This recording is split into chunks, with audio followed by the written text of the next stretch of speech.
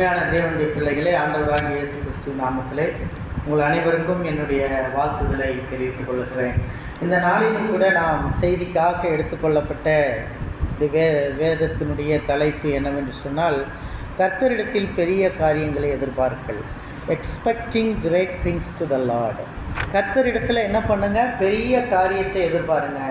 நம்ம எப்பயுமே ஒரு சிறு குறுகிய மனப்பான்மையில் நம்முடைய ஆண்டவரை அடைத்து விடுகிறோம். சில நேரங்களில் நாம் கேட்டது கிடைக்காவிட்டால் நாம் ஆண்டவரை திட்டுறோம். ஆண்டவரே, நீங்கள் இவ்வளோ என் மேலே கண்ணே உங்களுக்கு இல்லை, என்னை நான் இவ்வளோ கேட்டும் நீங்கள் எனக்கு செய்யலைன்னு அவர் மேலே கோபப்படுகிறோம். அநேக நேரங்களில் முறுமுறுக்கிறோம். இஸ்ரவேல் ஜனங்கள் எகிப்தில் இருக்கும் பொழுது நிறைய நேரங்களில் எங்களுக்கு வெள்ளைப்பூண்டு இல்லை, எங்களுக்கு வெங்காயம் இல்லை என்று சொல்லி முறுமுறுத்ததில் வேதத்தில் நம்ம வாசிக்கிறோம். இஸ்ரவேல் ஜனங்கள் முறுமுறுப்புக்கு காரணம் வெள்ளைப்பூண்டும் வெங்காயமாக இருந்தது. எகிப்தில் எங்களுக்கு வெள்ளைப்பூண்டு கிடச்சிது, எங்களுக்கு வெங்காயம் கிடச்சிது, இங்கே எதுவுமே கிடைக்கல. வனாந்திரத்தில் மண்ணான்னு ஏதோ ஒரு சோறை போடுறீங்க, அந்த சோறு எங்களுக்கு பத்தலை. அதே மாதிரி எங்களுக்கு காடையை கொடுக்குறீங்க, அங்கே நல்ல இறைச்சிகளை எல்லாம் சாப்பிட்டுட்டு இருந்தோம், ஆட்டுக்கறியெல்லாம் சாப்பிட்டோம், மட்டன் சாப்பிட்டோம். ஆனால் இங்கே காடையை கொடுக்குறீங்க, இந்த காடையினால் எங்களால் வயிறை ஆற்ற முடியல. அதே மாதிரி சில இடத்துல வனாந்திரத்தில் வரும்போது எங்களுக்கு தண்ணி இல்லை என்று சொல்லி குறை கூறுகிறதை நாம் பார்க்கிறோம். அருமையான தேவனுடைய பிள்ளைகளே, நம்முடைய தேவனிடத்திலே நாம் பெரிய பெரிய காரியங்களை எதிர்பார்க்க வேண்டும். அல்லேலூயா. பிகாஸ் நம்முடைய ஆண்டவர் நாம் நினைப்பதை போன்று அவர் சாதாரணமானவர் என்று நாம் நினைத்து விடுகிறோம். நம்முடைய மூளைக்கேற்றதை போல நம்முடைய ஆண்டவரும் அப்படி தான் இருப்பார் அப்படின்னு சொல்லி நமக்குள்ள ஒரு கற்பனையை நாம் கட்டி வைத்து விடுகிறோம். ஆண்டவர் எப்படி இருப்பார்? நம்மளை மாதிரியே இருப்பார். நம்மளை மாதிரி அவர் இல்லை. அவரை பற்றி நம்ம பார்க்கணுன்னா கடல் நீரை தன்னுடைய உள்ளங்கையில் வச்சுருக்கார். நம்ம பார்க்குறோம், கடலை என்ன செஞ்சுருக்காரு, உள்ளங்கையில் வச்சுருக்கிறாரு. உலகத்தில் ஒரு பங்கு நிலமும் 3 பங்கு தண்ணீரும் இருக்குது. இந்த 3 பங்கு தண்ணீர் இருக்குது உலகத்தில், 1 பங்கு தான் நிலம் இருக்குது. இந்த 1 பங்கு நிலத்தில் நம்ம இவ்வளோ தூரம் நம்மளால் போக முடியல, முழு இடத்தையும் நம்மளால் ட்ராவல் பண்ண முடியல. அப்படி இருக்கும்போது நம்ம அந்த தண்ணீர் 3 பங்கு தண்ணீரை தன்னுடைய கையில் அடக்கி வச்சுருக்கார். அப்போ அந்த 3 மடங்கு தண்ணீர் எவ்வளோ பெருசு, அப்போ கடவுளுடைய கை எவ்வளோ பெருசுன்றதை ஃபஸ்ட்டு பாருங்கள். அடுத்து அவர் சொல்கிறாரு, நான் பூமியின் உருண்டையின் மீது வீற்றிருக்கிறேன். அவருடைய கால் எங்கே இருக்குது? பூமி உருண்டை இருக்குது, அந்த உருண்டை மேலே கால் வச்சுக்கிட்டு இருக்கார். அப்போ பூமி எவ்வளோ பெருசு, அவ்வளோ பெரிய பூமி அந்த உருண்டையின் மேலே காலை வச்சிட்ருக்கிறார். நம்ம கேட்குறோம், என்ன சொல்கிறோம்? ஆண்டவரே, உங்களுக்கு கண்ணு இல்லையா? என்னை நீ பார்க்கலையே, நான் உங்கள்கிட்ட இந்த இவ்வளோலாம் ஜெபம் பண்ணானே, இவ்வளோலாம் கேட்டேனே, நீங்கள் எனக்கு செய்யலை, என் பிள்ளைகளுக்கு செய்யலைன்னு சொல்லி நம்ம கேட்கலாம். சில நேரங்களில் disappointed messages from we are asking God the questions sometimes. அப்படி நம்ம கேட்டுக்கிட்டு இருக்கும்போது கர்த்தர் அந்த பூமி உருண்டையின் மேலே வீற்றிருக்கிறவர் இப்படி பார்த்துட்டு, இந்த இடத்துல ஒரு எறும்பு போகுதுன்னு வச்சுக்கோங்க, அந்த எறும்பு எடுத்து ஒரு காலில் அப்படி மிதித்தா என்ன ஆகும்? அந்த எறும்பு அப்படியே நசுங்கி போயிடும். அதே மாதிரி கடந்த வாரத்தில் நான் ஒரு செய்தியை பார்த்தேன். கேரளாவில் யானை கொன்றுச்சு.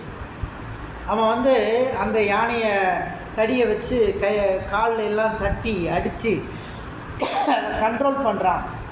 அந்த யானை என்ன செய்யுது? கடைசியாக அவனை கீழே தள்ளி அவனை மிதித்து ஒரு புக்கு அளவுக்கு சுருட்டிடுச்சு. இந்த பைபிள் பெருசுக்கு அவன் பாடியை சுருட்டிடுச்சு. நசுக்குன்னு நசுக்கி ஒன்றும் இல்லாமல் போட்டுருச்சு. இந்த யானையும் கர்த்தருக்கு கர்த்தர் அவ்வளோ பெரியவர், யானையை விட பல மடங்கு பெரியவர், பூலோகத்தில் இருக்கிற 3 மடங்கு தண்ணீர்களை காட்டிலும் பெரியவர், பூமி உருண்டையின் மேல் வீற்றிருக்கிறவர் என்று சொல்லும் பொழுது பூமி உருண்டைக்கு மேலே பெரியவர். அல்லேலூயா. அப்படிப்பட்டவர் அந்த பூமியை ஒரு அமுத்தினாருன்னா என்ன ஆகும்னு யோசித்து பாருங்கள். இதெல்லாம் தெரியறதில்ல. நம்ம கடவுள்கிட்ட கேட்குற இந்த கடவுள் கண்ணே கிடையாது, இவர் எனக்கு எதுவுமே நல்லது செய்கிறதில்ல. We are asking many times. இந்த மாதிரி கேள்விகளை கேட்டு கர்த்தர்கிட்ட நம்ம பெரிய காரியங்களை எதிர்பார்க்கணும். ஏன்னா நம்முடைய ஆண்டவர் பெரியவராக இருக்கிறார். அவர் காட் இஸ் ஸோ கிரேட். நம்முடைய ஆண்டவர் ரொம்ப பெரியவராக இருக்கார். அவர்கிட்ட we are expecting great things. அவர்கிட்ட ரொம்ப பெரிய காரியங்களை எதிர்பார்க்கணும். ஒரு காட்டில் 2 மரங்கள் இருந்தது. 2 மரங்களும் பக்கம் பக்கம் ரொம்ப அடர்த்தியாக அந்த காட்டிலேயே உயர்ந்த மரமாக இருந்தது. அந்த மரங்கள் ரொம்ப உயர்ந்து வளர்ந்துருந்தப்ப ஒரு குருவி என்ன பண்ணுச்சு, அந்த மரத்துக்கிட்ட வந்து, மரமே மரமே நீ வந்து எனக்கு, நான் வந்து உன்னுடைய மரத்தில் நான் ஒரு கூடு கட்டிக்கிட்டா எனக்கு வந்து முட்டையிட்டு குஞ்சு பறிக்கணும், பாதுகாப்பாக உன்னுடைய மரம் இருக்குது, அதில் நான் கூடு கட்டிக்கிட்டான்னு கேட்டுச்சு மரத்துக்கிட்ட. அந்த மரம் சொல்லிச்சு, நோ நோ நோ, நீ வந்து என்னுடைய இதில் கூடு கட்டக்கூடாது, நீ வந்து நான் அலோவ் பண்ண மாட்டேன், நீ வந்து என்ன செய்ய, வேறு மரத்தை பாரு. உடனே இந்த மரம் பக்கத்தில் ஒரு மரத்தை பார்த்துச்சு. அந்த மரத்துக்கிட்ட போய் கேட்டுச்சு, மரமே மரமே நான் வந்து எனக்கு ஒரு கூடு கட்டிக்கிட்டா உன்னிட்ட, தாராளமாக கட்டிக்கோ, என் மரத்தில் கட்டிக்கோ அப்படின்னு சொல்லிடுச்சு. கொஞ்சம் காலங்களாச்சு. ஒரு பெரிய மழை பெஞ்சுது. மழை பெஞ்சு தண்ணீர் பிரவாகித்து வருது. அடிச்சுக்கிட்டு போகும்போது இந்த கூடு கொடுக்க மாட்டேன், நீ என் மரத்தில் இருக்காதுன்னு சொன்ன அந்த மரம் அந்த ஆற்று தண்ணீரில், அந்த காட்டாற்று வெள்ளத்தில் அடிச்சுக்கிட்டு போகுது. அது அடிச்சுக்கிட்டு அப்படியே போகும்போது இந்த குருவி முட்டையிட்டு குஞ்சு பறிச்சுட்டு அதை பார்த்துட்டு அப்படியே சிரிக்குது. எனக்கு நீ வந்து கூண்டு கொடுக்கல, அதனால நீ இப்போ அடிச்சுட்டு போகிற அப்படின்னு சொல்லிட்டு இந்த குருவி சிரிச்சுக்கிட்டே கேட்டுச்சான், அன்னைக்கு எனக்கு கூண்டு கொடுத்துருந்தா இன்றைக்கி நீ அடிச்சுட்டு போகாமல் இருந்திருப்பியே அப்படின்னு. அதுக்கு அந்த மரம் சொல்லிச்சான், நீ என்னை தப்பாக புரிஞ்சுக்கிட்ட, நான் வந்து ரொம்ப வயசாயிட்டேன், என்னுடைய வேர் ரொம்ப ஆழமாக இல்லை, அதனால தான் இந்த மாதிரி தண்ணியில் அடிச்சுட்டு போகும்போது நீயும் உன்னுடைய குஞ்சுகளும் சேர்ந்து தண்ணியில் செத்து போயிடுவீங்கன்றதுனால தான் நான் வந்து உனக்கு இடம் கொடுக்கல, அதனால் நான் இடத்துக்கு வந்து நான் அலோவ் பண்ணலை, இதை நீ புரிஞ்சுக்கோ அப்படின்னு சொல்லித்தான். நம்ம நிறைய நேரங்களில் இந்த குருவி மாதிரி தான் வாழ்ந்துக்கிட்டு இருக்கிறோம். சில நேரங்களில் நம்முடைய பெற்றோர்கள் நமக்கு சில காரியங்களை வேண்டான்னு சொல்லும்போது அதை நம்ம ஏற்றுக்கிறது இல்லை. சப்போஸ் ஒரு ட்ரெஸ்ஸு மேலே ஆசை இருக்கும், நம்ம அந்த ட்ரெஸ்ஸை ஆசையாக கேட்போம், நோ அது உனக்கு இப்போ வேண்டான்னு சொன்னால் நமக்கு பிடிக்காது. ஒரு செருப்பு மேலே ஆசைப்படுவோம், அந்த செருப்பு இப்போ உனக்கு வேண்டான்னு சொல்லும்போது நமக்கு பிடிக்கிறது இல்லை. இந்த குருவி மாதிரியே நம்ம வந்து பிராட் மைண்டாக இல்லாமல் நமக்குள்ள சில்லற புத்திகள் குருவி மாதிரியே நிறைய பேருக்கு இருக்குது. அல்லேலூயா, அல்லேலூயா. அது எத்தனை பேர்த்துக்கு இருக்குன்னு தெரியாது, ஆனால் அத்தனை பேர்த்துக்கு நிறைய பேருக்கு குருவி மாதிரி சில்லற புத்தி இருக்குது. நம்முடைய அப்பா அம்மாவுக்கு தெரியும் நமக்கு எந்த நேரத்தில் கொடுக்கணும்னு, அது மாதிரி நம்முடைய ஆண்டவருக்கும் தெரியும் நமக்கு எந்த நேரத்தில் கொடுக்கணும்னு. அல்லேலூயா, அல்லேலூயா. நிறைய நேரங்களில் நம்ம இப்படி சின்ன சின்ன காரியங்களில் நாம் குறை பேசுகிற ஆவியை உடையவர்களாக இருந்து வருகிறோம். குறை பேசிக்கொண்டே இருப்பதில் பிரயோஜனம் இல்லை. கர்த்தருக்கு தெரியும், அவர்கிட்ட நம்ம பெரிய பெரிய காரியங்களை எதிர்பார்க்கும்போது அவர் நம்மளை வந்து பெரிய அற்புதங்களை நம்முடைய வாழ்க்கையில் செய்ய ஆரம்பிப்பார். எப்பொழுது செய்வார் அப்படின்னா, நம்ம B faithful in little things. வேத வசனம் என்ன சொல்லுதுன்னா, B faithful in little things. நீ சின்ன காரியத்தில் கொஞ்சத்தில் உண்மை உள்ளவனாக இருந்தால் உன்னை நான் அநேகத்தில் என்னவா அதிகாரியாக வைப்பேன். If you are faithful in little things I will make you very high என்று சொல்லுகிறது. சிறு வயதாக இருக்கும் பொழுது நான் ஊழியத்திலே வந்த பொழுது நான் வந்து ஒரு மிஷினரி நிறுவனத்தில் 500 ரூபா சம்பளத்துக்கு பணியாற்றப்பட்டேன். கடுமையான கட்டுப்பாடுகளோடு அந்த மிஷினரி நிறுவனத்தில் 500 ரூபாய் சம்பளத்திற்கு நான் வந்து பணியாற்றப்பட்டேன்.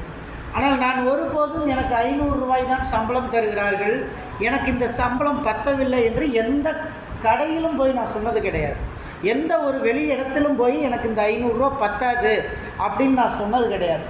ஏன்னா இன்றைக்கு வரைக்கும் நான் இந்த சாட்சியாக சொல்லும்போது வேணால் நீங்கள் கேட்டிருக்கலாம், அந்த 500 ரூபா 25 வருடங்களுக்கு முன்னால் நான் வாங்கின சம்பளம் 500 ரூபாய். அந்த 500 ரூபாயிலே நான் உத்தமமாய் உண்மையுமாய், அப்போ அரிசி 7 ரூபாய், அந்த அரிசியை 7 ரூபாய்க்கு வாங்கி அதை சாப்பிட்டு ஊழியத்தை செய்து என்னுடைய பணியை செய்த பொழுது கர்த்தர் எனக்குள்ளே இருந்த உண்மையை கண்டார். கடைசியாக அந்த நிறுவனத்தை விட்டு நான் வெளியே வரும்பொழுது 2500 ரூபாய் சம்பளம் வாங்கியிருந்தேன். இன்றைக்கு என்னோடு இருந்த மிஷினரிகள் 40,000 ரூபாய் சம்பளம் வாங்குகிறார்கள். இன்றைக்கு ஒருவேளை அந்த மிஷினரி ஸ்தாபனத்தில் இருந்தேன் என்று சொன்னால் நானும் அந்த லெவலுக்கு வளர்ந்திருப்பேன், அல்லது அதற்கு மேல் பல மடங்கு வளர்ந்திருக்கலாம். என்று சொன்னால் என்னுடைய உத்தமத்தை கர்த்தர் பார்க்கிறார். நீ எந்த அளவிற்கு நீ கீழே இருக்கிறாயோ, வாங்குறதற்கு நீ எவ்வளவு பணியாற்றுகிறாயோ அதற்கு ஏற்றதை போல கர்த்தர் உன்னுடைய வருமானத்தை உயர்த்துகிறவராக இருக்கிறார். உன்னுடைய வருமானம் உயரும். அதில் இன்னொரு காரியம், நிறைய நேரங்களில் நான் என்னுடைய காரியங்களில் நான் தசம பாகம் கொடுக்க மாட்டேன். இங்கே ஏறுபள்ளிக்கு கர்த்தர் அழைப்பை கொடுத்து தனி ஊழியமாய் அழைத்து வரும் பொழுது இந்த இடத்துல இது ஒரு கிராமம். இந்த குக்கிராமத்தில் சாப்பாடு ஏதோ சமைச்சிருப்போம். ஊழியத்துக்கு போயிட்டு சாயங்காலம் வருவேன், சாப்பாட்டு பார்க்கும்போது சாப்பாடு சோறாக்கி வச்சுருவேன், ஆனால் குழம்பு வைக்க தெரியாது. நான் என்ன பண்ணுவேன், நைஸாக காந்தாக்காவுடைய பையன் வருவான், சின்ன பையன், குட்டி பையன் வருவான், அவன்கிட்ட சொல்லுவேன், டேய் அம்மாட்ட போய் குழம்பு வைக்க, அம்மா கிட்ட போய் குழம்பு வைக்க. ஏன்னா அம்மா குழம்பு நல்லா செய்வாங்கன்னு தெரியும். அதனால ஒரு சின்ன பாத்திரத்தை கொடுத்து அவன் உடனே சந்தோஷமாக போய் அம்மா குழம்பு, உடனே அம்மா அவங்களுக்கு இருக்கா இல்லையா தெரியாது, எனக்கு ஊற்றி கொடுத்துருவாங்க. அது இன்றைக்கும் நான் நினைத்து பார்க்கிறேன். ஏனென்று சொன்னால் அந்த அளவிற்கு கடினமான ஊழியமாக இருந்தால் கூட அந்த ஊழியத்தின் பாதையில் சுகத்தை அனுபவிக்க வேண்டிய கற்றுக்கொள்ள வேண்டும். நம்ம நிறைய நேரங்களில் குறையை பேசி நாம் ஒன்றும் வளராமலே போய்விடுகிறோம்.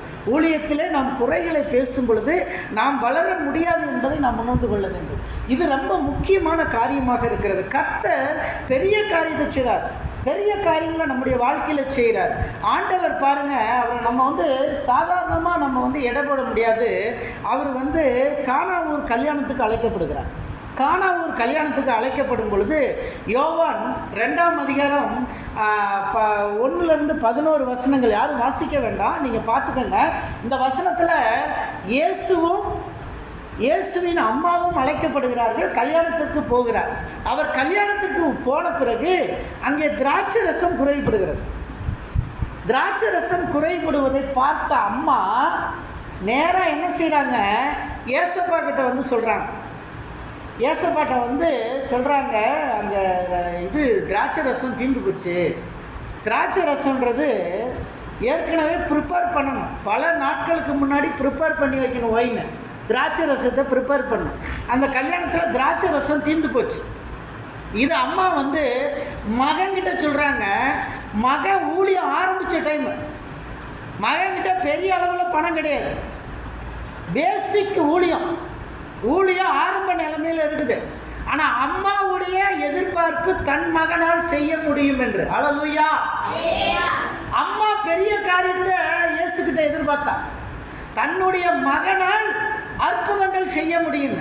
இயேசுவே சொல்கிறாரு, எனக்கு இன்னும் என் வேலையே இன்னும் வரல ஸ்திரீயே, அம்மா என் வேலையே வரலம்மான்னு சொல்கிறாரு. சொன்னாலும் அந்த அம்மா விசுவாசிக்கிறா, என் மகனால் செய்ய முடியும். அல்லேலூயா. ஒரு தாய் தன் பிள்ளைகளை விசுவாசிக்கிறார். என் மகனால் செய்ய முடியும், என் மகளால் செய்ய முடியும் என்று விசுவாசிக்கிறார். நிறைய நேரங்களில் நாங்கள் இந்த ஹெப்ரான் ஹோமை குறித்து பார்க்கும் பொழுது அநேக நேரங்களில் எனது மனைவி அந்த பிள்ளைகளை அதிகமாக விசுவாசிப்பார். அந்த பிள்ளை படித்து டாக்டராக வேண்டும், அந்த பிள்ளை பிஎஸ்சி நர்சிங் படிக்க வேண்டும் என்ற ஒரு பெரிய கனவு வாக்கிங்கில் நடந்து வரும்போதெல்லாம் என்கிட்ட தான் பேசும். அவகிட்ட வேறு எதுவுமே இருக்காது. அவளுக்கு தன் பிள்ளைகள் மீது பயங்கர அக்கறை உள்ளவளாக நடந்து வரும்போது, ஒரு வாக்கிங் வரும்போது கூட இந்த பிள்ளை ஒழுங்காக படிச்சுதுன்னா இந்த பிள்ளை இப்படி கொண்டு வந்துடலாம், இந்த பிள்ளையை இப்படி கொண்டு வந்துடலாம், இது கொஞ்சம் படிப்பில் கம்மியாக இருக்குது, ஏதோ இந்த வருஷம் பாஸ் ஆச்சுன்னா அடுத்ததில் வேறு மாதிரி கொண்டு இப்படி தன் தாய் தன் மகனுக்காக திட்டமிடுகிறவளாக இருக்கிறார். ஆண்டவர் நம்மை கொண்டு அவர் திட்டமிடுகிறார். God has a plan for our life. நம்முடைய வாழ்க்கையில் ஒரு திட்டத்தை ஆண்டவர் வைத்திருக்கிறார். அந்த தெளிவான திட்டத்தை அதன்படி அவர் செய்கிறார், அதன்படி அவர் வழிநடத்துகிறார். நான் என்னை 6ஆம் வகுப்பில் ஒரு ஹாஸ்டலில் கொண்டு கிறிஸ்டியன் ஹாஸ்டலில் விட்டாங்க. 6ஆம் வகுப்புலேருந்து 12ஆம் வகுப்பு வரை நான் ஒரே ஹாஸ்டலில் படித்தேன். அந்த ஹாஸ்டலில் நல்ல பையன் என்ற பேரை எடுத்து வெளியே வந்தேன். அப்படி வெளியே வரும் பொழுதும் அங்கே படித்த காரியங்களில் ஒழுக்கம் இன்றைக்கு நான் இந்த பிள்ளைகளை ஒழுக்கப்படுத்துவதற்கு எனக்கு பிரயோஜனமாக இருக்குது. கர்த்தர் திட்டமிடுகிறார். பின்னால் அவனுக்கே ஒரு ஹாஸ்டல் வரப்போகுது. அப்போ அவனை இந்த ஹாஸ்டலில் வச்சு படிக்க வச்சாதான் அந்த பிள்ளைய வந்து ஒழுக்கத்தில் கொண்டு வர முடியும் அப்படின்னு சொல்லி நான் அங்கே கற்றுக்கொண்ட காரியங்களை அந்த பிள்ளைகளை ட்ரெயின் பண்ணுவதற்கு பயன்படுத்துகிறேன். அப்படி பயன்படுத்தும் பொழுது அந்த பிள்ளைகள் சிறந்தவர்களாக வருகிறார்கள். அப்போ ஆண்டவரிடத்துல பெரிய காரியங்களை எதிர்பார்க்க வேண்டும். மரியாள் இயேசுவினிடத்தில் பெரிய காரியத்தை எதிர்பார்த்தாள். அதே போல ஆண்டவர் ஊழியத்தை ஆரம்பித்த நேரம் முதல் அற்புதத்தை கானா ஊர் கல்யாணத்தில் he changing water into wine, ஒரு தண்ணீரை எடுத்து ஒயினாய் மாற்றுகிறார். இது என்னால் முடியாது இந்த தண்ணியை ஒயினா மாற்றுறது. இதை ஒயினா மாற்றுறதுக்கு கிரேப்ஸ் வாங்கிட்டு வரணும், சில மூலக்கூறுகள் வாங்கணும், சர்க்கரை வாங்கணும், இதோடு ஈஸ்ட் இட வேண்டும், பிறகு அந்த கிரேப்ஸை நல்லா கை கொண்டு புளிய வேண்டும், இந்த தண்ணீரை அதோடு சேர்க்க வேண்டும், அதோடு சர்க்கரையை சேர்க்க வேண்டும், 21 நாட்கள் இதை பதப்படுத்த வேண்டும், 21 நாட்களுக்கு பிறகு இது ஒயினாக மாறும்.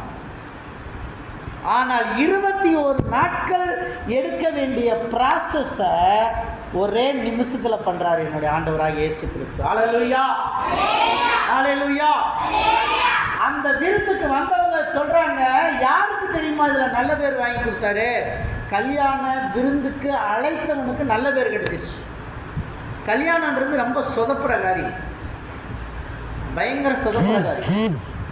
ஏன்னா கல்யாணத்தில் வந்து வந்த மக்களை திருப்திப்படுத்தணுன்றது ரொம்ப முக்கியமானது, ரொம்ப முக்கியமானது.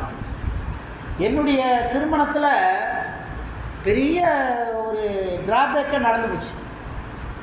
என்ன அப்படின்னா, கல்யாணம் ஒரு பக்கம் நடக்குது, நம்ம விசுவாச பையன்கிட்ட சொல்லிது, எப்பா எல்லாத்தையும் பார்த்து லைனில் கரெக்டாக விடுப்பா, விட்டு எல்லாரையும் ஒழுங்காக சாப்பிட சொல்லி. ஏன்னா நம்ம ஊரில் எப்படின்னா அடிச்சுக்கிட்டு நெருக்கிக்கிட்டு ஓடி போய் சாப்பிட்ற பழக்கம் நம்ம மக்கள்கிட்ட இருக்குது, நம்ம மக்கள்கிட்ட அது இருக்குது.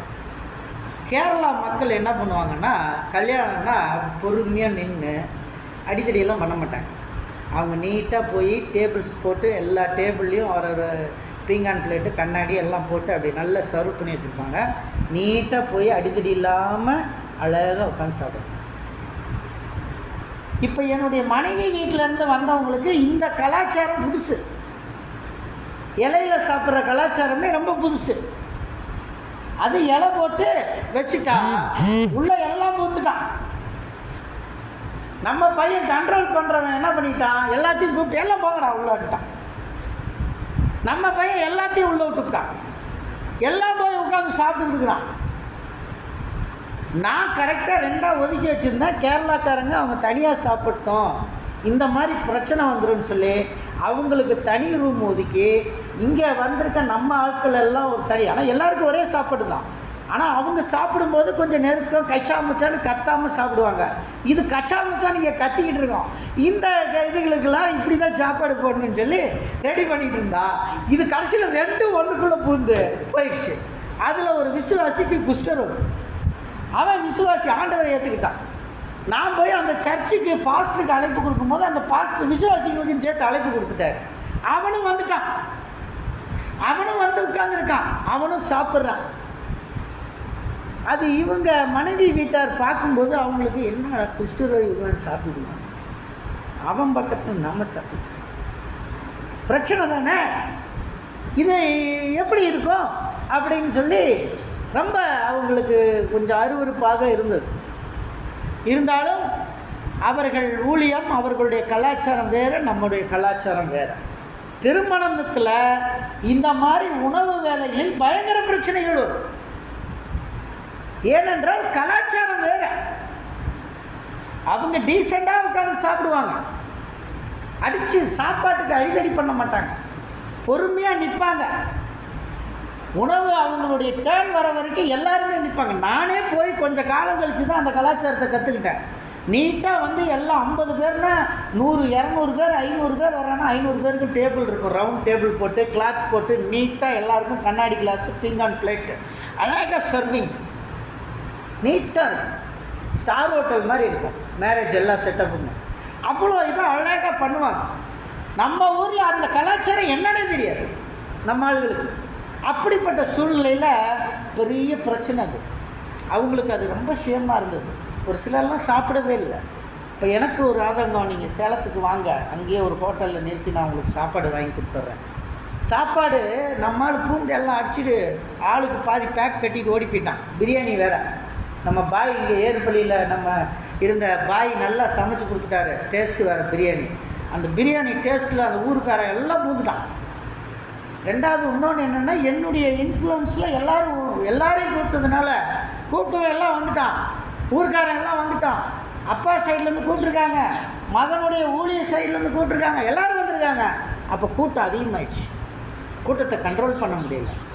என்னுடைய தகப்பனுக்கும் தாய்க்கும் அந்த அனுபவமும் கிடையாது. அவங்களுக்கு வர்றவங்கள ஒரு வரவேற்கிற ஒரு அனுபவம் கூட அவங்ககிட்ட இல்லை.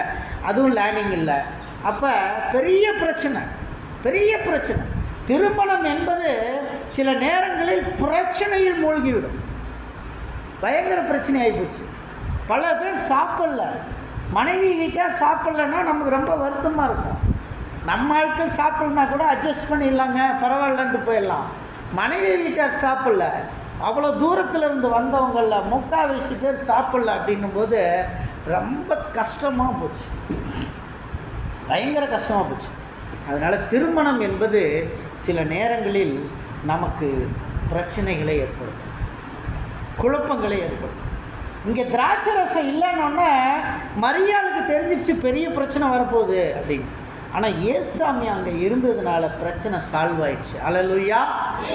அருமையான தேவனுடைய பிள்ளைகளே, இயேசு எங்கே இருக்காரோ அங்கே பிரச்சனை சால்வ் ஆயிடுச்சு. wherever Jesus is there, a problem is solved. The problem is rectified. அப்போ எங்கே பிரச்சனை இருக்கோ அந்த பிரச்சனை இருக்கிற இடத்துல இயேசு இருந்தாருன்னா பிரச்சனை சால்வ் ஆகிடும். இங்கே கானாவூர் கல்யாணத்தில் இயேசு இருந்தார். தண்ணீரை ஒயினாக மாற்றிட்டார். தண்ணீர் அப்படியே என்னாச்சு, கண்ணாடி மாதிரி இருந்தது சிகப்பு கலரில் மாறிடுச்சு. அல்லேலூயா. அது சிகப்பு கலரில் மாறி அதை ஊற்றினா பயங்கர டேஸ்டாக அந்த ஒயின். ஏசப்பா கொடுத்த ஒயின் எப்படி இருக்கும்? ஏசப்பா கொடுத்த ஒயினை உலகத்தில் எவனும் அந்த ரெசிபி செய்ய முடியாது. நான் நல்ல கேட்ரிங் பண்ணுவேன், நான் நல்லா சமைப்பேன், நான் நல்லா ஒயின் போடுவேன், நான் நல்லா ஊறுகாய் செய்வேன், எல்லா தாளந்தும் எனக்கு இருந்தாலும் ஏசப்பா டேஸ்ட்டுக்கு என்னால் ஒயின் தர முடியாது. அல்லேலூயா. ஏசப்பா டேஸ்ட்டு உலகத்தில் யாரும் ரீச் பண்ண முடியாது.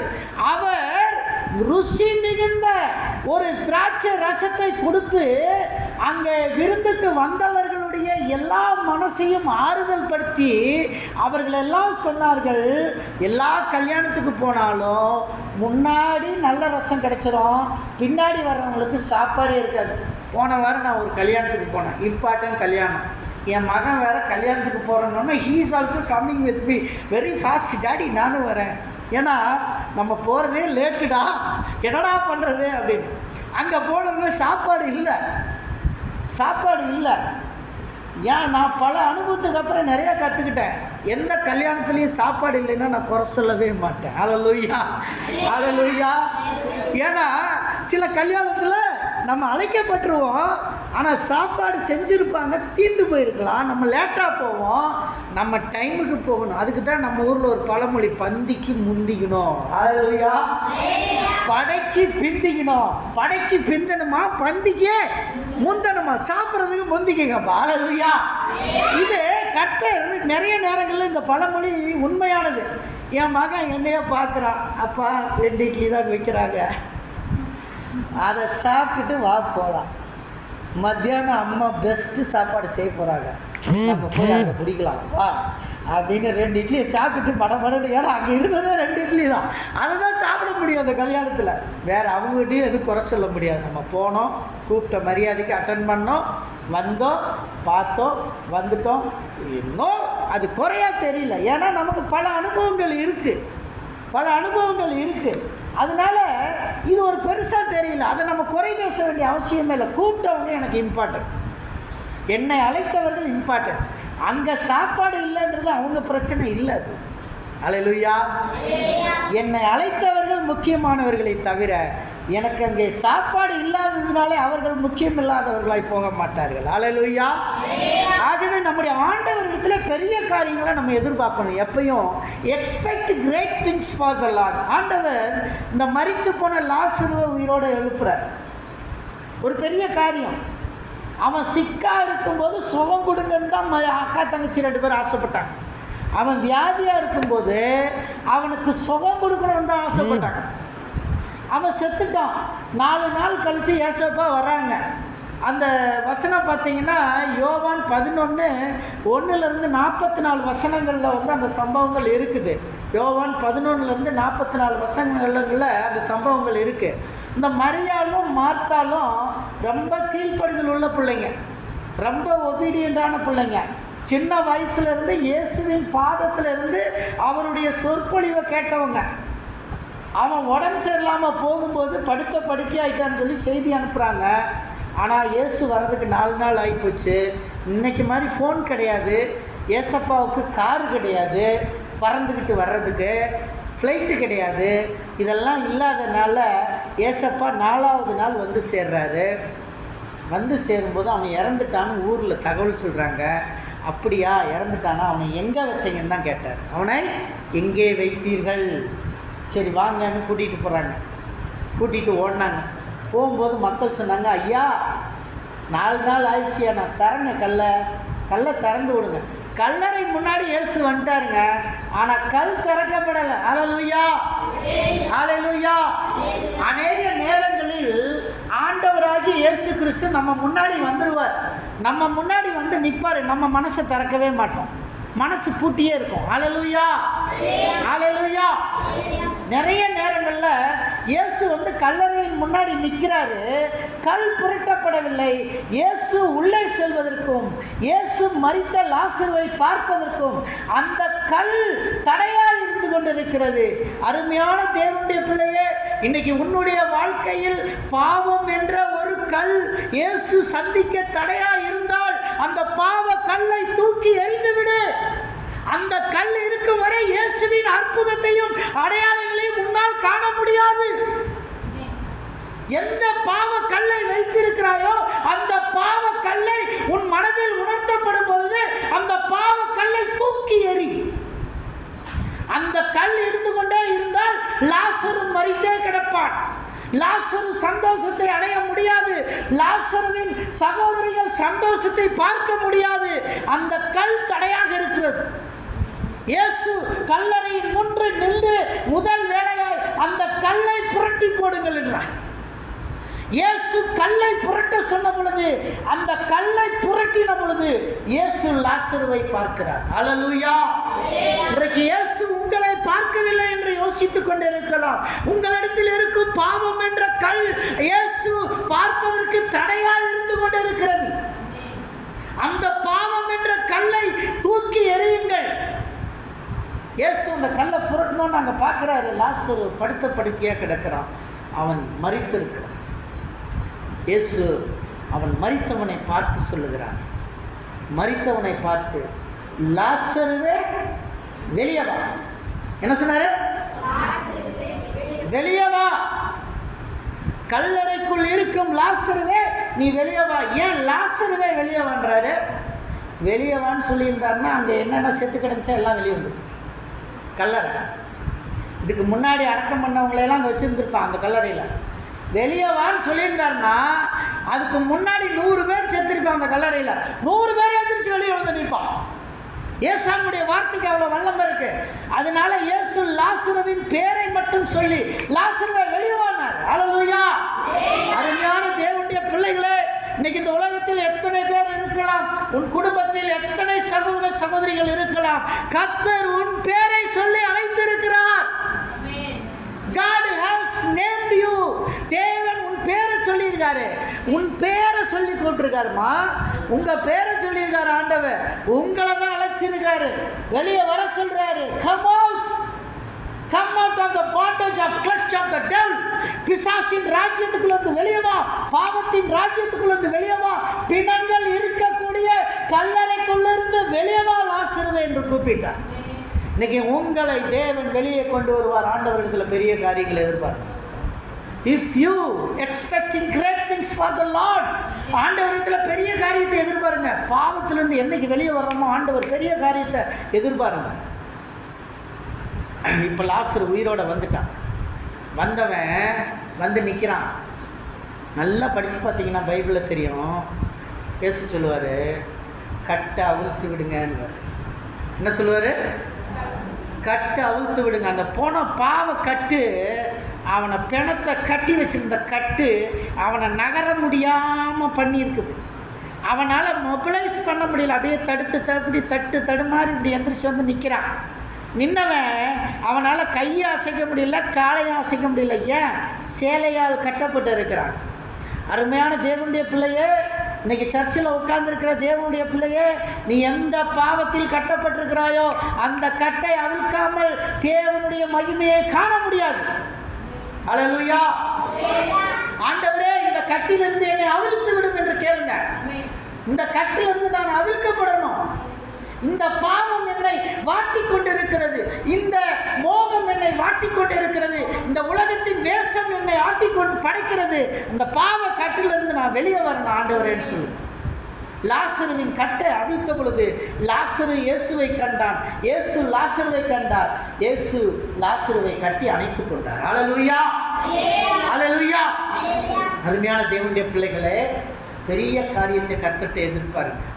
உங்கள் ஆண்டவர்கிட்ட சும்மா சின்ன சின்னதெல்லாம் எதிர்பார்த்துட்டு இருக்காதீங்க. பெருசு பெருசாக கேளுங்க.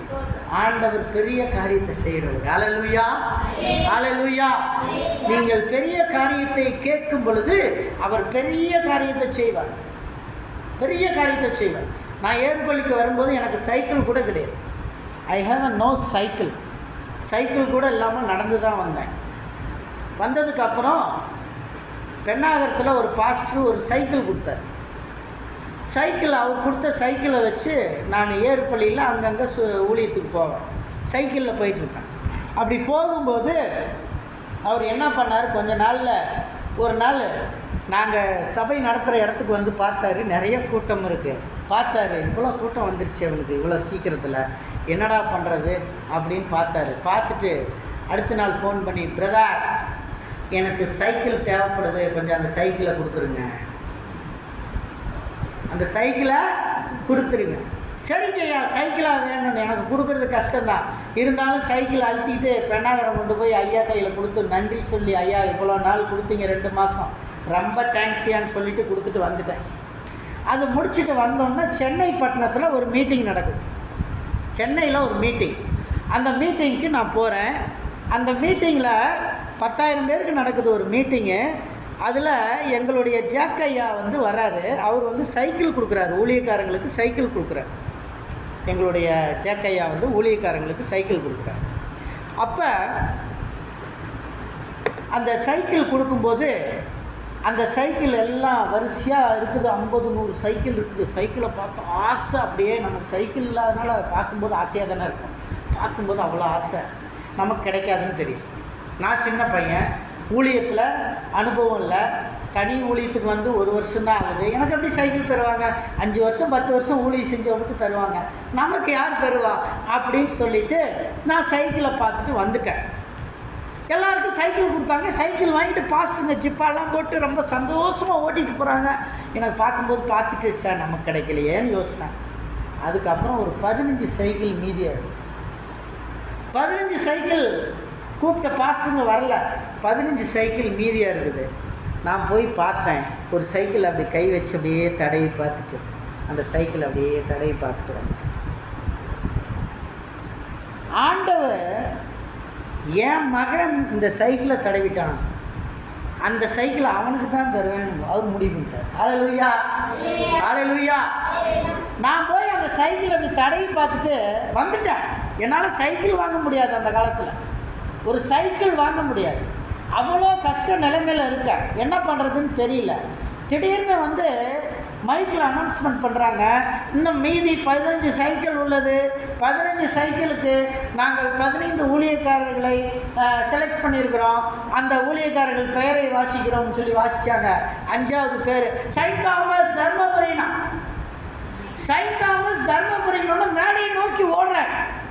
ஓடனா எந்த சைக்கிளை தடவிட்டு வந்தோன்னா அதே சைக்கிள் எனக்கு தர்றாங்க. அல்லேலூயா, அல்லேலூயா. எக்ஸ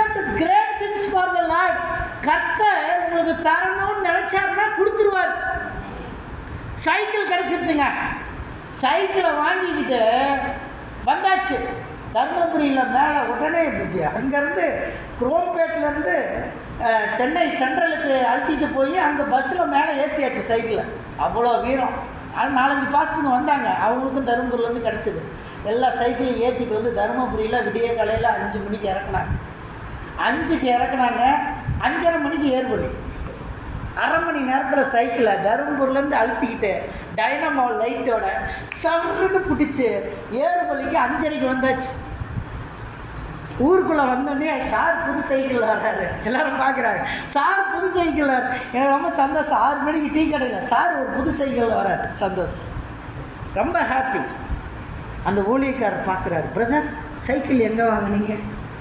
பிரதர் சைக்கிள் எங்கே வாங்கினீங்க? கர்த்தர் கொடுத்தாரியா? கர்த்தர் கொடுத்தாரியா?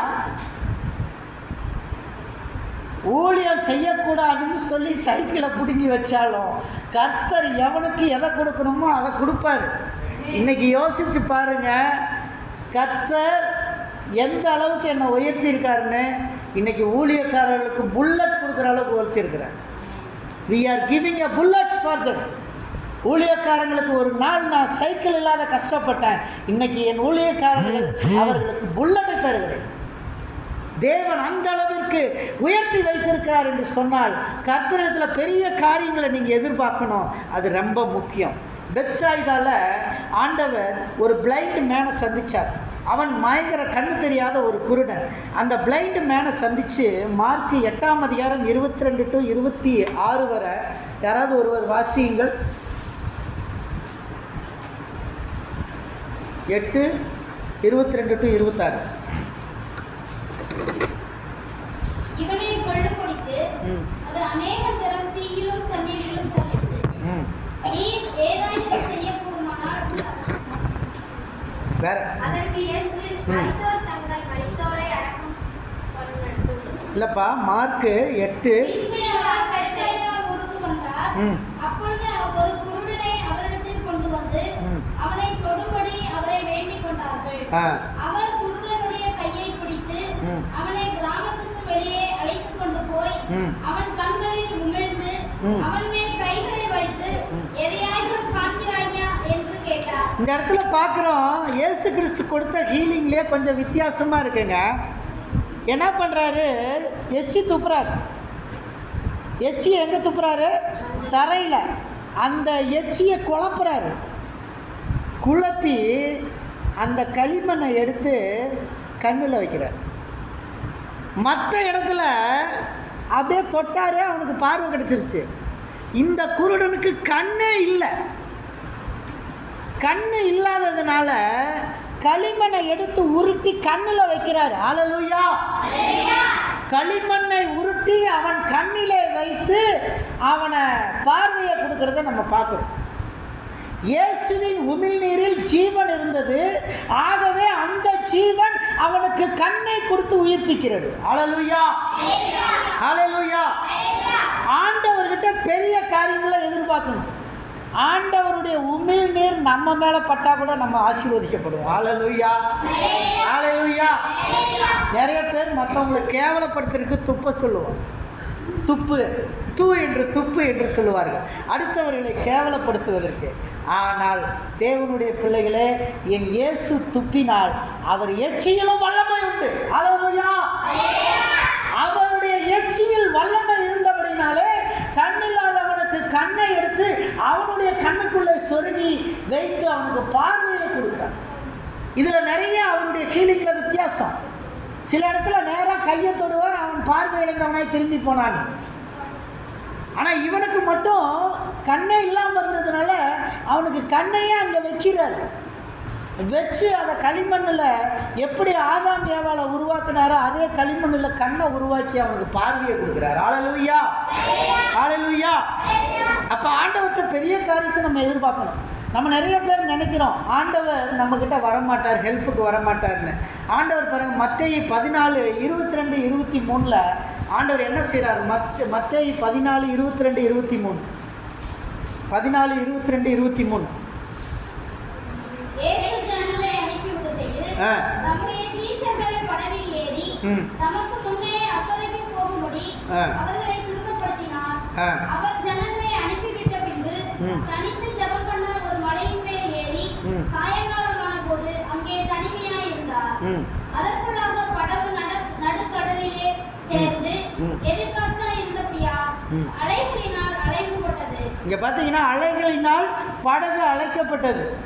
சில நேரங்களில் ஸ்மூத்தாக போயிட்டு இருக்கும் லைஃபு, திடீர்னு குடும்பத்தில் யாருக்காவது ஒருத்தருக்கு ஒரு கஷ்டங்கள் வரும், வியாதி வரும், பிரச்சனை வரும், போராட்டம் வரும். நல்லா போயிட்டுருக்கு, ஏதாவது ஒரு ஆள் வந்து இடக்கு பண்ணும், யாருக்கிட்டையாவது இடக்கு பண்ணி ஏதாவது ஒரு பிரச்சனையை உண்டு பண்ணும். இப்படி பண்ணும்போது நமக்கு ரொம்ப அப்செட் ஆகிடுவோம். ஆனால் ஆண்டவர் சொல்கிறாரு, நான் இருக்கேன், நீ ஏன் கவலைப்படுற? நடுக்கடலில் படகு போயிட்டு இருக்குது, நடுக்கடலில் நடந்து வர்றாருங்க ஒருத்தர். ஹல்லேலூயா. ஆண்டவர் தண்ணீர்லாம் நடந்து வந்தார். Jesus walking through the Galilee கடலில் அப்படியே நடந்து வர்றார். அந்த கடலில் நடந்து வந்து காற்றையும் கடலையும் அதட்டி அதை அடக்கிறதை நம்ம பார்க்குறோம். ஆண்டவரிடத்தில் பெரிய காரியங்களை நீங்கள் எதிர்பாருங்க. உங்கள் வாழ்க்கையில் நிறைய தேவைகள் இருக்கும். த மோர் எக்ஸ்பெக்டேஷன், நம்முடைய தேவைகளுக்கு மிஞ்சின எக்ஸ்பெக்டேஷன் இருக்கும். அதை ஆண்டவர்கிட்ட கேளுங்க, அதை நிறைவேற்றுவார். ஆண்டவர்கிட்ட கேளுங்க, அதை வாய்க்க செய்வார். உன்னால் முடியாது, என் ஆண்டவரால் முடியும். எல்லாரும் சொல்லுங்கள், என்னால் முடியாது, என் இயேசுவால் முடியும். என்னால் முடியாது, என் இயேசுவால் முடியும். உங்களுக்கு என்ன தேவை இருக்கோ அந்த காரியத்தை நீங்கள் சொல்லி, என்னால் முடியாது, என் இயேசுவால் முடியும்னு சொல்லி பாருங்கள். ஆண்டவர் அதை நடத்தி காட்டுவார். ஹல்லேலூயா. கர்த்தரிடத்தில் பெரிய காரியத்தை எதிர்பாருங்கள் தேவனுடைய பிள்ளைகளே. ஆண்டவர் அப்படியாக இயேசு கிறிஸ்து தன்னுடைய சீசர்களுக்கு கூட நீங்கள் என்ன செய்ய, என்ன மாதிரியே சுகப்படுத்துங்கன்னு அட்வைஸ் பண்ணுறதை பார்க்குறோம். மத்தேயு 10:8 சீசர்களுக்கு அட்வைஸ் பண்ணுறார். 10:8 வியாதி உள்ளவர்களை சுகமாக்குங்கள், குஷ்டரோகிகளை சுத்தம் பண்ணுங்கள், மரித்தோரை எழுப்புங்கள், பிசாசுகளை துரத்துங்கள், இலவசமாய் பெற்றீர்கள், இலவசமாய் கொடுங்கள். ஹல்லேலூயா. இப்போ நீங்களும் அற்புதம் செய்ய முடியும். இயேசு உங்கள் வாழ்க்கையில் அற்புதம் பண்ணுவார், அதே மாதிரி நீங்களும் அற்புதம் செய்ய முடியும். இது வந்து கர்த்தர் எந்த நேரத்தில் உங்களுக்கு செய்வான்னு தெரியாது. நீங்கள் செய்ய வேண்டியது, அவர் கொடுத்த பணியை நீங்கள் கரெக்டாக செஞ்சுட்டே இருந்தீங்கன்னா உங்களுக்கு சாப்பாட்டுக்கான படி அளக்கிறவர் ஆண்டவர் தான். ஹல்லேலூயா. நம்ம நினைப்போம் ஊழியத்தை பற்றி, நீங்கள் எதுலேயும் கவலைப்படக்கூடாது. நீங்கள் மினிஸ்ட்ரியில் யார் இருந்தாலும் சரி, வேறு ஆண்டவருக்காக நம்ம ஒப்பு கொடுத்தவங்களாக இருந்தீங்கன்னா எதுக்காகவும் கவலைப்பட வேண்டாம். ஆண்டவருக்கு ஒப்பு கொடுத்து உங்கள் வேலையை நீங்கள் செஞ்சீங்கன்னா செய்ய வேண்டிய பிளெஸ்ஸிங் உங்களை தேடி வரும். ஹல்லேலூயா. நம்ம செய்கிறதுல சரியாக செய்யலைன்னா ஆண்டவர் இன்னும் கொஞ்சம் தாமதப்படுத்துவார். பிளெஸ்ஸிங் வந்து லேட்டாக வரும். So expect great things for the Lord.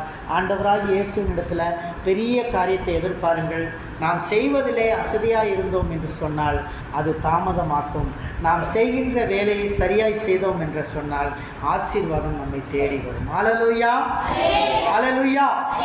அதே மாதிரி பார்த்தீங்கன்னா இயேசு கிறிஸ்து யார் யார் மேலே கை வச்சாரோ அவங்களாம் சுகமானாங்க. இயேசு கிறிஸ்து யார் யார் மேலே கை வச்சாங்களோ அவங்களாம். லூக்கா 4:40. லூக்கா 4:40. He laid his hands on the everyone.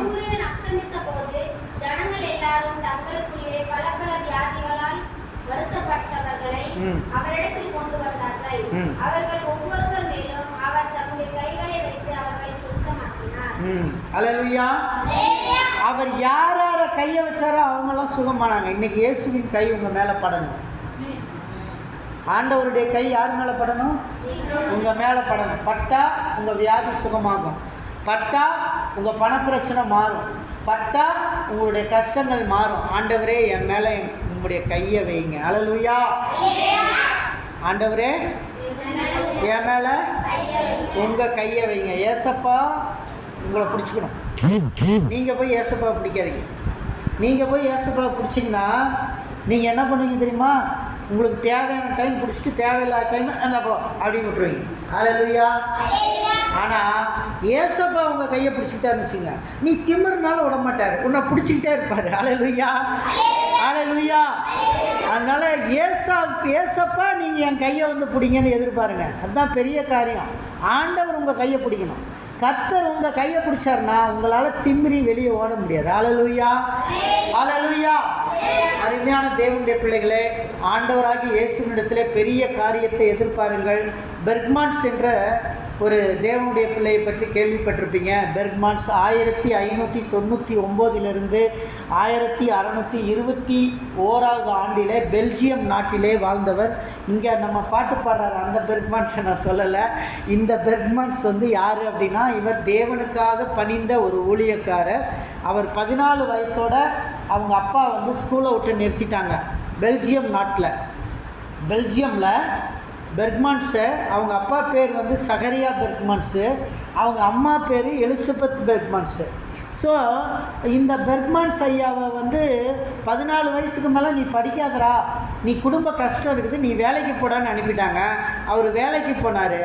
ஆனால் எல்லா நாளும் வெள்ளிக்கிழமை ஃபாஸ்டிங் இருப்பார். 14 வயசு பையன். ஹல்லேலூயா.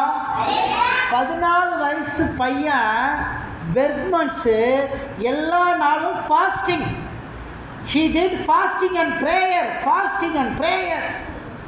உபவாசித்து ஜெபிப்பார். உபவாச ஜெபம் என்பது நம்முடைய பர்சனல் லைஃப்பில் இல்லைன்னா ஊழியம் வளராது, நம்முடைய ஊழியங்கள் வளராது. ஒருவேளை எனக்கு ஹார்ட் டிசீஸாகவே இருக்கலாம். நான் திடீர்னு என் மனைவிட்ட சொல்லுவேன், இன்றைக்கி நான் ஃபாஸ்டிங், மார்னிங் எனக்கு எதுவும் செய்யாத நான் சாப்பிடணும். உபவாசம் வேணும், மாத்திரை சாப்பிடணும். நீ அந்த மாத்திரையும் சாப்பிட்டுக்கிட்ட உபவாசம் இருந்து பாரு, கர்த்தர் உன்னை பெரிய காரியங்கள் ஆசீர்வதிப்பார். ஹல்லேலூயா, ஹல்லேலூயா. ஒரு நோய் அது பெருசாகவே தெரியாது. சாப்பிட்டுட்டு டெய்லி சாப்பிடும்போது 12 மணிக்கெல்லாம் பசிக்கும். உபவாசம் இருந்து மாத்திரையை போட்டு நம்ம உபவாசம் இருக்கும்போது 1 மணி 2 மணி வரைக்கும் பசி எடுக்குது. ஹல்லேலூயா. கர்த்தர் நம்மளை வந்து வழிநடத்துகிறவர். இந்த பெர்க்மான்ஸ் சின்ன பையனாக இருக்கும்போது 14 வயசில் வெள்ளிக்கிழமை உபவாசம் இருப்பான். பெர்க்மான்ஸு கரெக்டாக சர்ச்சுக்கு போயிடுவாங்க. ஞாயிற்றுக்கிழமை ஆனால் சர்ச்சுக்கு, சண்டே ஆனால் சர்ச்சுக்கு. பிள்ளைகளை அப்படி மோட்டிவேட் பண்ணணும். பிள்ளைகள் சபைகளுக்கு போகணும், சபைகளுக்கு போகணும்.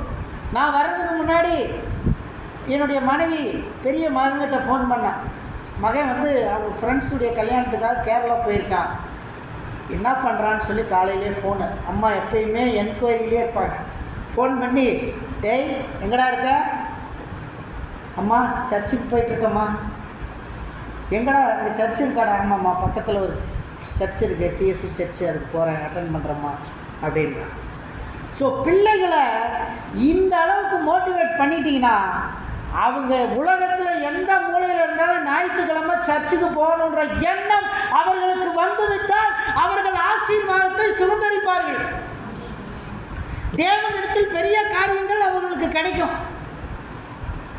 பிள்ளைகளை அந்த அளவுக்கு நம்ம மோட்டிவேட் பண்ணிடணும். அந்த மோட்டிவேஷன் பெற்றோர்கள் கையிலே இருக்கு. பிள்ளைகள் எங்கே இருக்கலாம், அமெரிக்காவில் இருக்கட்டும், ஜப்பானில் இருக்கட்டும், லண்டனில் இருக்கட்டும், என் பிள்ளைங்க உயர்ந்து போகட்டும், எங்கே இருந்தாலும் ஞாயிற்றுக்கிழமை சர்ச்சுக்கு போகணும். ஹல்லேலூயா. அப்படி நம்முடைய பிள்ளைகளை நாம் உருவாக்கும் பொழுது இந்த பெர்க்மான்ஸ் அப்படி வெள்ளிக்கிழமை ஃபாஸ்டிங் இருப்பார், ஞாயிற்றுக்கிழமை சர்ச்சுக்கு போவார். கடைசியாக ஊழியத்துக்கு ஒப்பு கொடுத்தார்.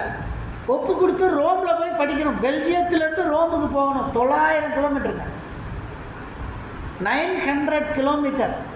பெல்ஜியத்துலேருந்து ரோமுக்கு 900 கிலோமீட்டரை நடந்தே போனார். எப்படி போனார்?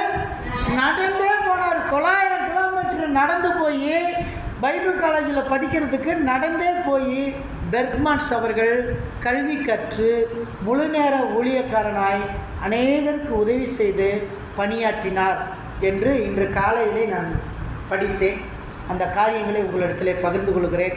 ஆண்டவரிடத்தில் பெரிய காரியத்தை நீங்கள் செய்ய வேண்டும் என்று சொன்னால் ஜெபம், உபவாசம், வேத வாசிப்பு, கர்த்தருடைய பணிகளை நாம் கருத்தோடு செய்யும் பொழுது கர்த்தர் அதற்கான ஆசீர்வாதங்களை நமக்கு தேடி கொடுப்பார்.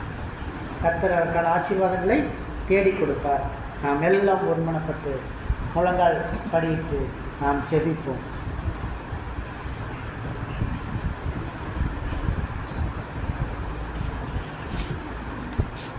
அன்பின் கர்த்தாவே, கர்த்தரிடத்திலே பெரிய காரியத்தை எதிர்பார்க்கிறோம் என்று சொல்லி நாங்கள் எதிர்பார்க்க உதவி செய்யும்படியாக செபிக்கிறோம். அப்பா, நீர் தொடர்ந்து எங்களை ஆசீர்வதியும், எங்களை பலப்படுத்தும்.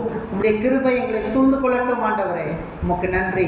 தொடர்ந்து ஆசீர்வதியும் அப்பா. நாங்கள் உம்மிடத்தில் பெரிய காரியத்தை எதிர்பார்க்கிறோம்.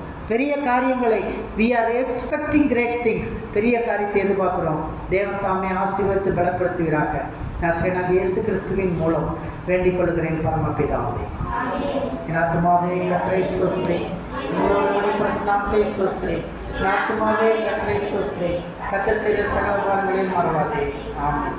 நம்முடைய கர்த்தராகிய இயேசு கிறிஸ்துவின் கிருபையும் பிதாவாகிய தேவனுடைய அன்பும் பரிசுத்த ஆவியின் அன்பும் ஐக்கியமும் சந்தோஷமும் சமாதானமும் நம் அனைவரோடும் கர்த்தருடைய வருகை பரிந்தும் நிலைத்திருப்பதாக. அல்லேலூயா.